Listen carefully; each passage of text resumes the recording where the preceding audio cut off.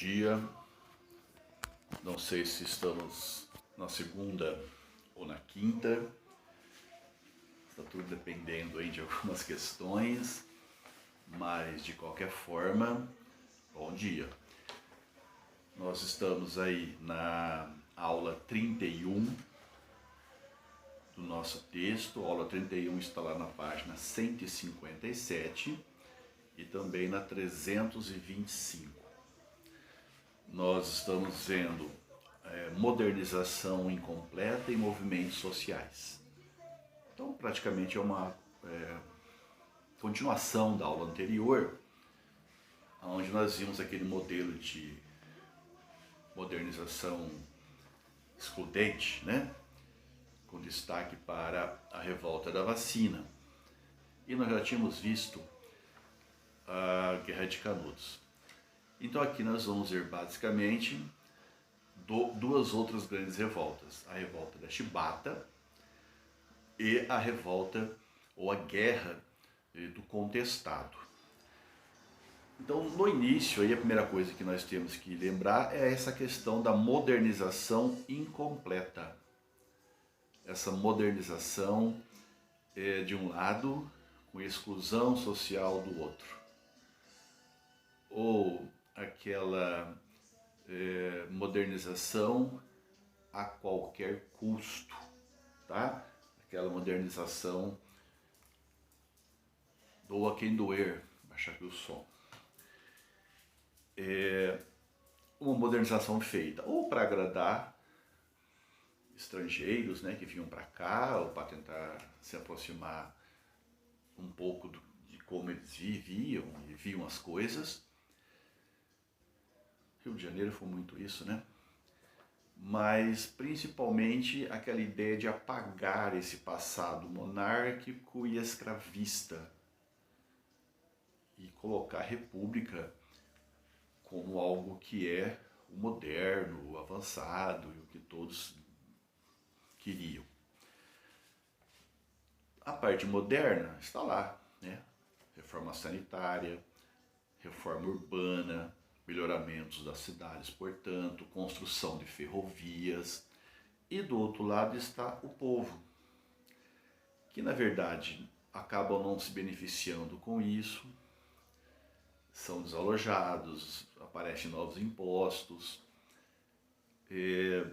eles não têm participação política partidária, porque não preenchiam os requisitos, né, da política daquela época. Então, aí eles vai sobrar o quê? Né? As revoltas, a resistência. Normalmente nós falamos aqui em dois tipos de revolta. Vamos dizer, revoltas urbanas, no caso a revolta da vacina, e aqui veremos agora a revolta da Chibata. E aquelas revoltas mais rurais, no caso Canudos e aqui Contestado. Então é a forma popular de dizer, não é bem essa república que pensávamos. E alguns vão dizer, preferia até a monarquia. Tá. A primeira então, revolta da Chibata, ela vai acontecer no Rio de Janeiro em 1910. A revolta da Chibata mostra, de um lado, esse aspecto modernizador. Qual que é? É a compra de navios. Então, o Brasil estava comprando navios modernos, chamados couraçados. A parte excludente ou negativa é que essa marinha que está se reestruturando, está se modernizando, ela tem lá no seu regulamento, né, o regimento que seja, a permanência de castigos corporais. Veja, não são só punições, são castigos corporais, que vai da palmatória à chibata. Colocar o marinheiro lá não é o tronco, né, agora é o mastro do navio, em alguma área dele, e chibatadas. A média aí, né, o que se permitiam, eram 25 chibatadas. Você fala 25 chibatadas, fala colocar no tronco ou no mastro e fazer. Não dá uma ideia de escravidão? Só que nós estamos em 1910. Pois é, acontece que a Marinha, entenda, a Marinha pode ser chamada aqui de armada. Não falamos que no começo da República tivemos aquelas duas revoltas da Armada? É a Marinha. Essa Marinha, essa Armada era elitista, né? E resistiu muito, inclusive, à monarquia, né? Ela tinha uma tendência aí, existiu muito a República, né? Tinha uma tendência monárquica. Então ela tem no seu corpo de oficiais brancos, elite. Mas o corpo de marinheiros, na sua esmagadora maioria, são negros. Pretos e pardos, como se fala, e analfabetos. Então já mostra aí um distanciamento entre eles, e não justifica, mas dá para mais ou menos explicar porque ainda dessa forma de tratamento do oficial com o marinheiro. Então nós temos uma situação de tensão, tá? Óbvio, os marinheiros não queriam, né? Eles resistiam, tinha muitas punições porque eles não queriam nem estar lá. É tipo serviço obrigatório, né? Que eles estão. Então eles vão resistir. Um marinheiro, eu anotei o nome dele em algum canto, ver se eu lembro aqui, ó, Marcelino Rodrigues Menezes. Estão seguindo o mesmo esquema do nosso livro, tá? O Marcelino Rodrigues Menezes, ele foi pego entrando no navio com cachaça, pinga, bebida alcoólica. Acho que pouca coisa, 2 garrafas, sei lá. Alguém viu e o delatou. Por conta disso, ele acabou sendo condenado por um capitão, eu também anotei o nome dele em algum lugar, mas não importa, Capitão Batista. Cara, ele condenou o Marcelino a 250 chibatadas. Não, você não escutou errado. 250 chibatadas. E sem o direito de uma assistência médica. Obviamente que isso aconteceu num dia. Nós estamos vivendo aqui o mês de novembro, praticamente a primeira semana, início do governo do Hermes da Fonseca, que é o presidente que está assumindo aqui. No dia seguinte, os marinheiros se revoltaram. A revolta desses marinheiros foi liderada por João Cândido, um negro, quase 1,90 m de altura, analfabeto como os outros, como se diz, mas que tinha muita experiência, tinha até viajado para o exterior, tinha aprendido coisas, sabia, ou acreditava que sabia aqui manobrar os navios e tal. Eles pegam 2 desses encouraçados, ou couraçados, os oficiais vão embora e falam assim, que esse bando aí não vai conseguir nunca, né, manobrar esses navios. Isso é coisa muito moderna para eles, então bora, vamos fugir daqui. Bom, consta que aquele capitão que fez foi gentilmente massacrado. Mas de qualquer forma, o que acabou acontecendo? Eles conseguiram manobrar. Conseguiram colocar os couraçados na frente da cidade do Rio de Janeiro, com os canhões na cara do palácio. E isso é tão legal porque eram chamados de ignorantes. Para azar ou para sorte, tinha até repórteres estrangeiros ali no Rio de Janeiro. E um deles era do New York Times, que viu tudo e falou, nunca vi tamanha perícia, tamanha capacidade, e colocou isso lá no Times. E aí eles vão, os marinheiros, mandar uma carta, né, dizendo dos interesses deles, e que se não fossem cumpridos, eles iam bombardear a cidade do Rio de Janeiro, o palácio, e até deram tiro mesmo, chegaram a bombardear. E o que eles queriam? Obviamente, melhorar as situações deles. Eles viviam muito mal, o soldo, o salário era ridículo, a alimentação ruim e ainda tinha os castigos corporais.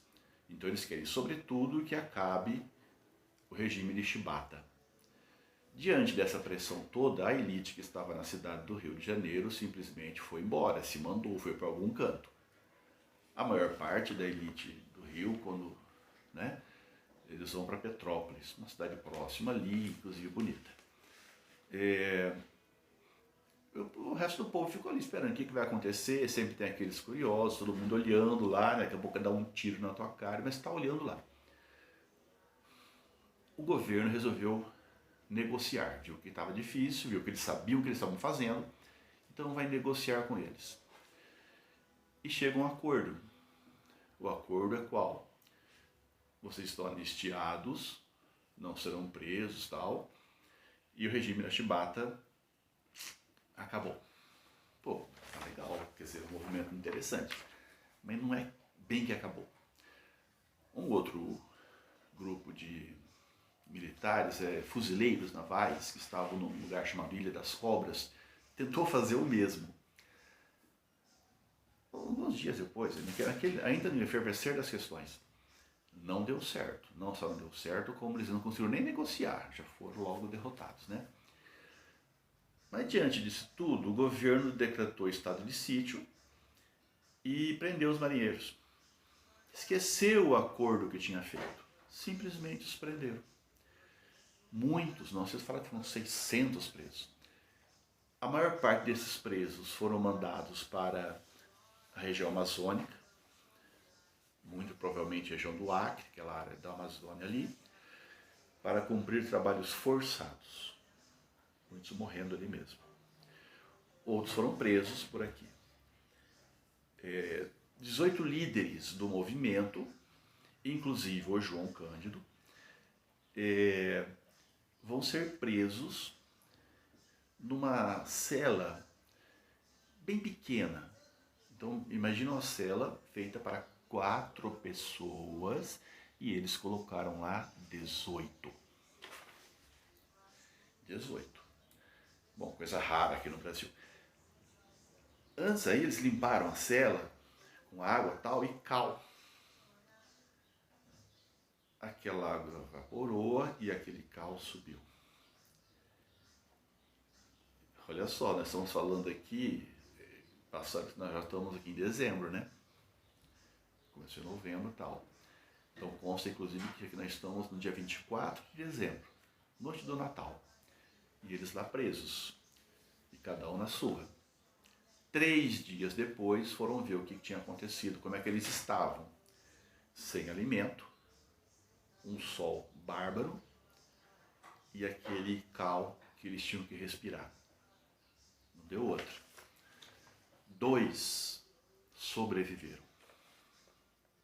16 morreram. Trágico, traumático, absurdo.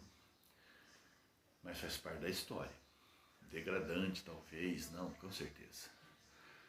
Entre esse, né, esses 2, né, que sobreviveu, um era o João Cândido, recusava-se a morrer, acabou sendo internado num hospital de alienados, que significa um hospício, porque ele tinha visões, né, dos amigos morrendo, aquela coisa toda, achava que ele estava louco. Não tinha nada de loucura, saiu, né, ó, não é louco, falaram os médicos. Ele ficou preso e foi solto em 1912. Obviamente que não pôde mais voltar à Marinha, foi expulso, tudo. O regime da Chibata acabou. O João Cândido aqui passa a ser o personagem principal, né? Porque ele conseguiu sobreviver a tudo isso. Ele morreu com 89 anos, se eu não estou enganado. Virou um pescador, pescava e vendia o peixe, né? Literalmente. E foi homenageado nos anos 70. Também por isso, inclusive, acabou permanecendo aqui na história, né? Porque a história costuma esquecer esses personagens. O João Cândido, ele é o verdadeiro herói, né? Esse sim, o herói brasileiro. Mas ele recebeu a homenagem de uma música de Aldir Blanc e João Bosco, chamado Mestre Sala dos Mares. Inclusive, o Aldir Blanc morreu nesse mês agora de maio. Se eu não estou enganado, foi maio, final de abril para maio.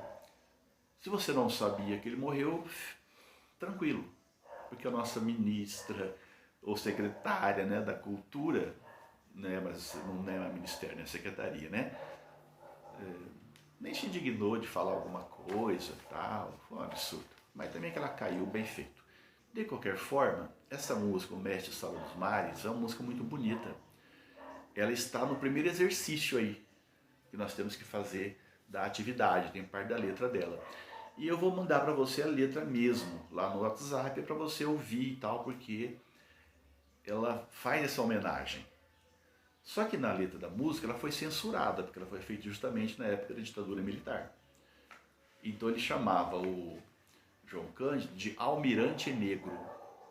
E para os militares da época da ditadura, não só seria absurdo um marinheiro ser chamado de almirante, quanto mais considerar a possibilidade de termos um almirante que fosse negro. Foi censurada. Então, no lugar de almirante negro, ele colocou lá navegante negro. Então, se você procurar essa música, você pode encontrá-la cantada das duas formas, tá?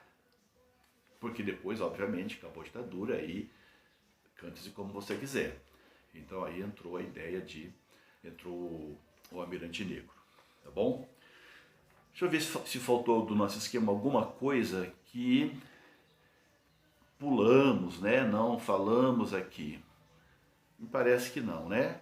Condenado, 250, 2 navios. Aí navio o navio, um chama Minas Gerais, outro chama São Paulo, tinha outro chama Bahia. O nome dos estados, nome dado aos navios. Negociar anistia, a traição diante da anistia, a tentativa dos fuzileiros de fazer o mesmo não deu certo, estado de sítio, mortos, e é isso aí, tá? Então, parabéns para o mestre Sala dos Mares, o João Cândido, mesmo. O segundo movimento que nós temos aqui é o movimento chamado Guerra do Contestado. Você vai observar aí, ao ler, né? Sabe que tem que ler o texto, né, gente? A Guerra do Contestado, ela se aproxima um pouco, para alguns aproxima até muito, né? Da Guerra de Canudos. Lembra lá que Canudos nós tínhamos a questão da terra, né? Do latifúndio, da falta de ter onde trabalhar, das pessoas comuns, né? Então, concentração de terra na mão de poucos, mesmo que não usasse toda a terra, e outros sem nada. Canudos tem a presença do Antônio Conselheiro, que traz aí a questão da religiosidade popular, do messianismo ou sebastianismo, uma crítica à república, porque estavam pagando mais imposto, perderam algumas coisas e uma saudade meio romântica aí da monarquia, né? E a possibilidade de uma monarquia divina, né? Celestial e tudo mais. E o massacre, né? Que se segue da comunidade de Canudos ou Belo Monte. Aqui nós temos também esses elementos. Nós temos o problema da terra,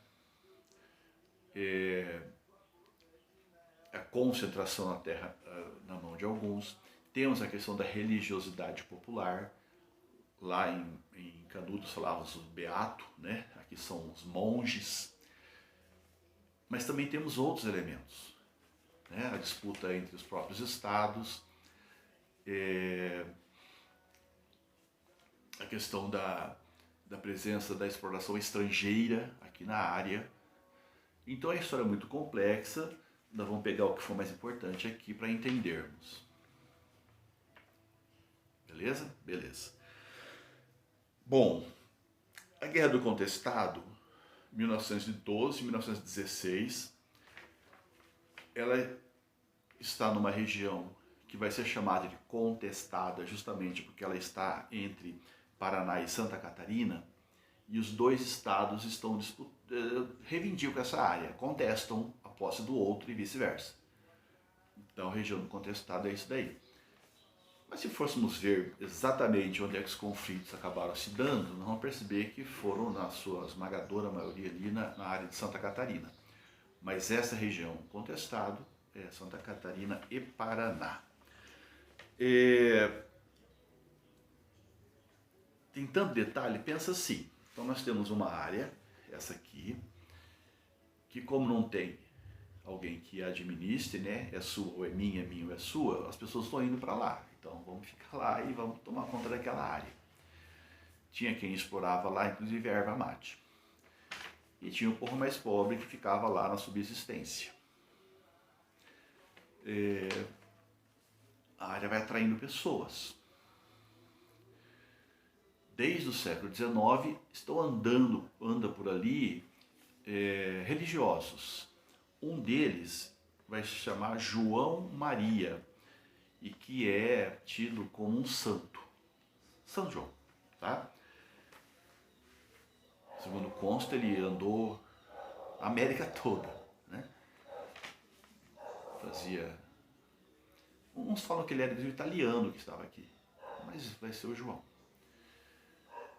Vai ter seguidores, pessoas que concordam com o que ele está falando. Nós já falamos que diante de algumas dificuldades, ou você vai para a revolta ou vai para essa área mais religiosa, né? Muitos foram para essa área aqui.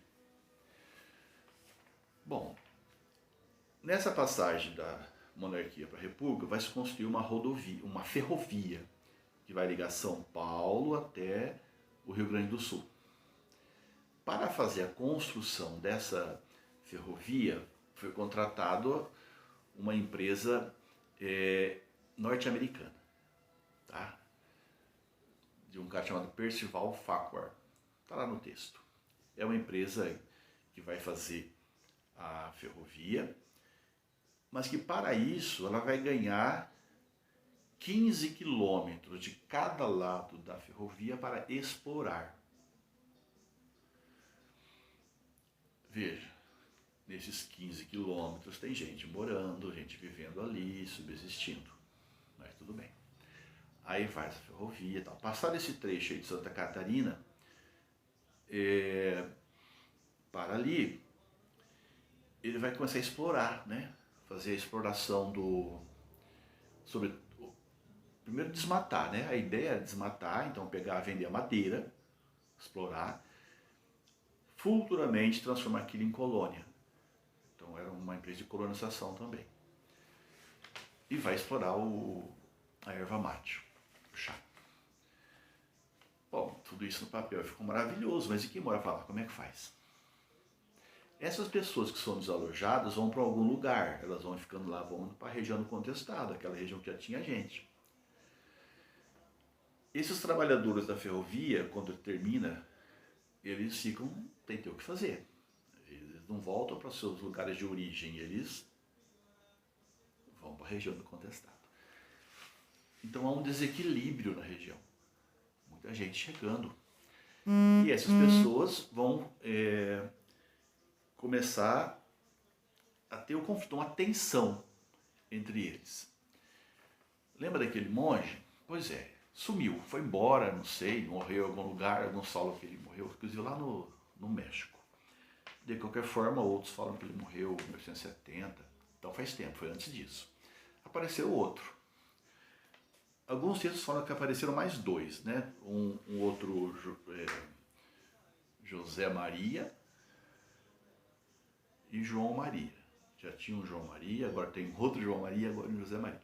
Não tem que decorar essas coisas, tem que dizer que foram aparecendo esses messiânicos.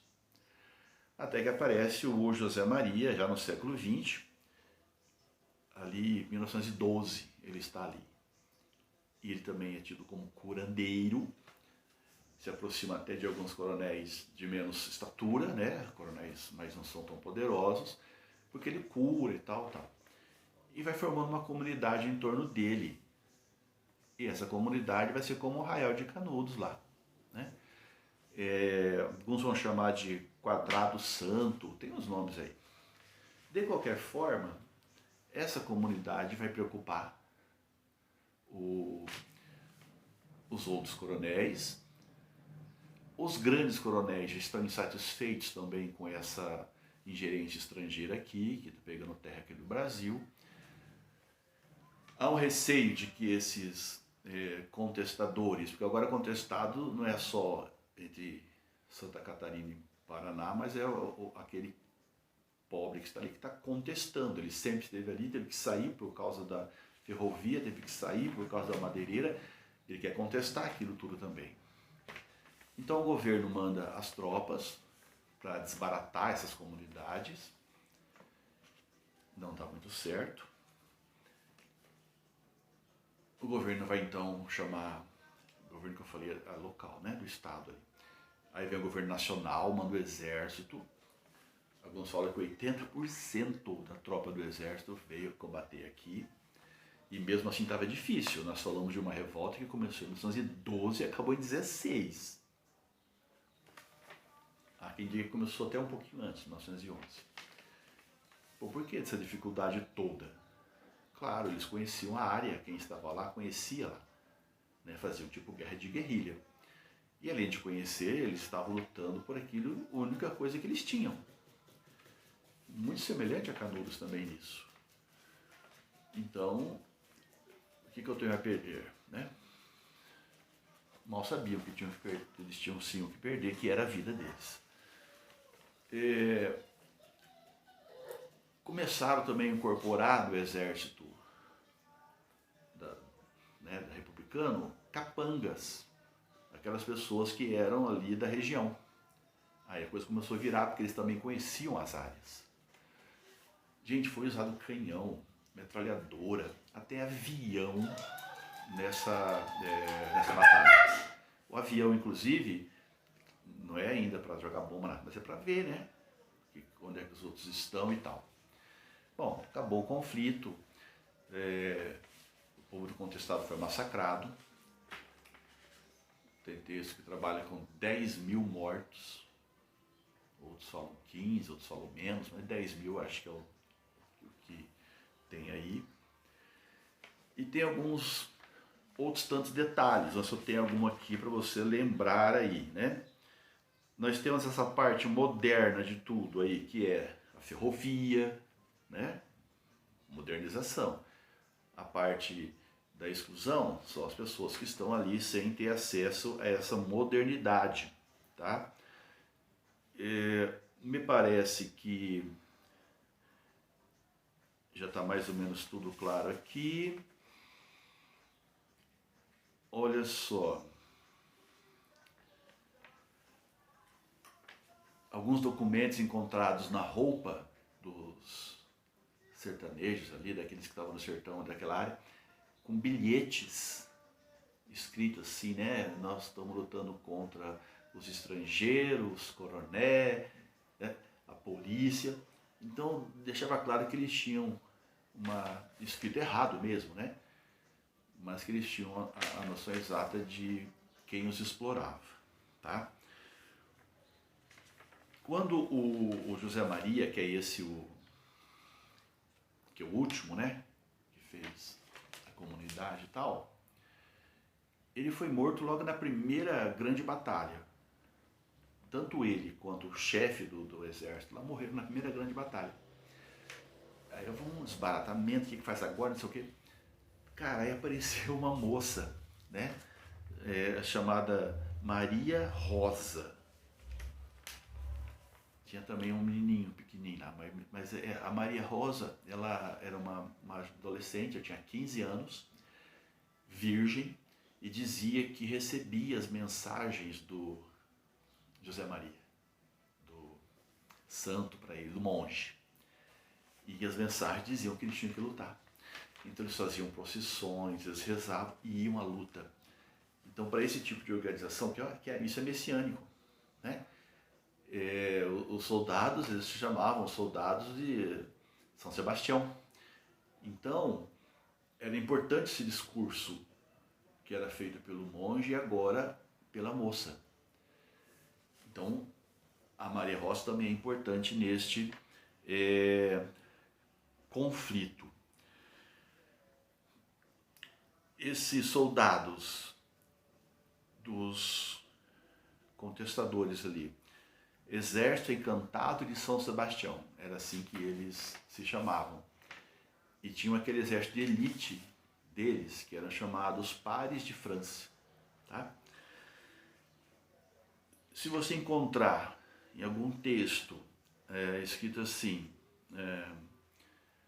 porque lá na Guerra dos Pelados, professor, que negócio é esse? Tem até um filme chamado Guerra dos Pelados.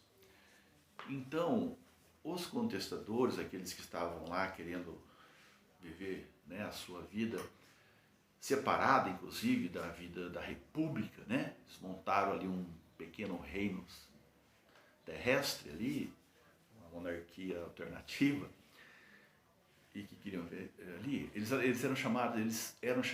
se chamavam de pelados. O porquê é muito relativo, né? Alguns falam que pelados, uma referência a eles não terem nada, né? Serem mais pobres. Outras referências vão dizer que alguns deles tinham sido, em outros momentos, presos, né? E tiveram o cabelo cortado.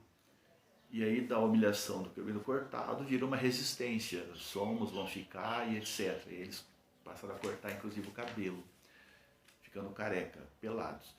E os outros eram os peludos, os que tinham poder, os que tinham riqueza, os que queriam tirá-los de lá. Tá?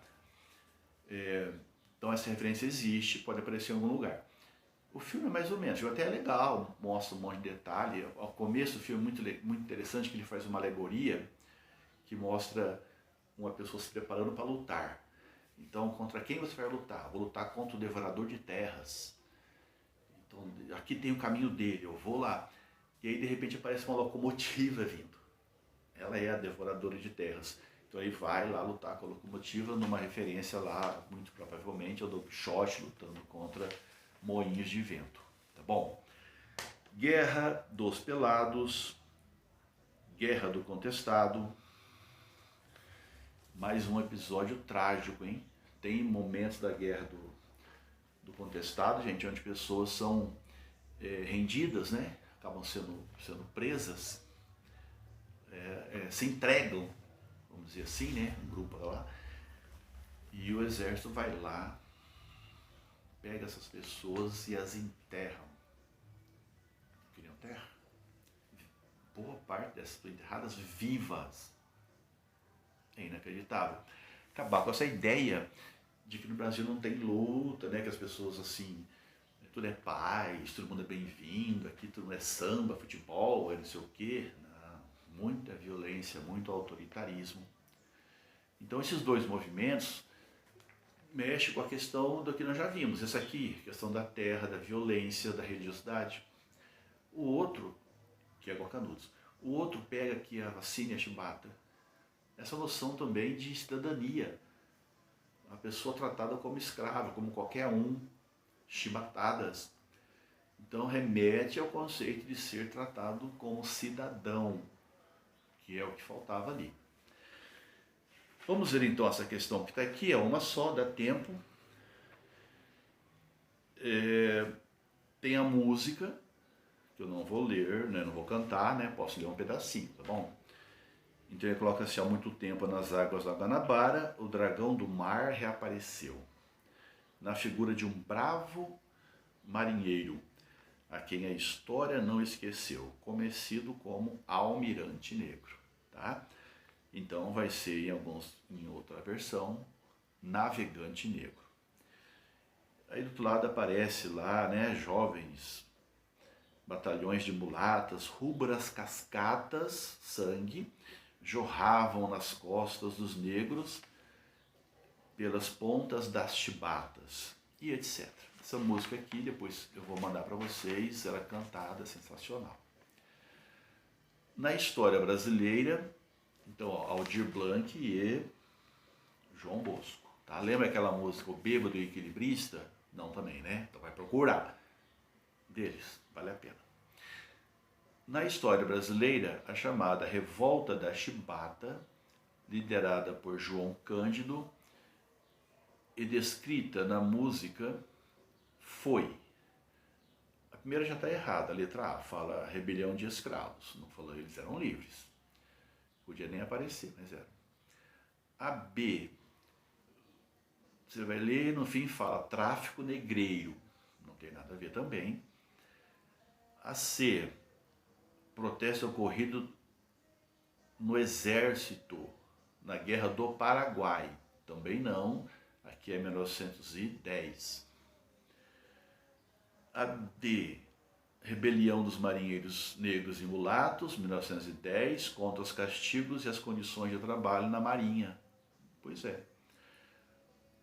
O protesto popular contra o aumento do custo de vida, então, também não. Então, letra D, D de difícil. Né? Não está difícil as coisas? Complicado, hein, gente? Olha só, semana passada, né?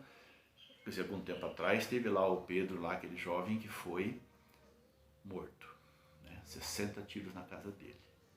Algum tempo atrás, aquela Ágata, também lá na porta da casa dela. Quem é que lembra da Marildo? Aí o Floyd, lá nos Estados Unidos, morto à luz do dia, na frente de todo mundo, sufocado. Lá virou um quebra-pau, não é não? Fogo, destruição, aquele negócio todo lá. E as pessoas falando, né? Estamos cansados de ser pacíficos. E aqui, para perceber que esses conflitos aqui que estamos vendo, eles são datados, né? Estamos vendo aqui na formação da República Brasileira. 1910, 1904. E nós estamos em 2020.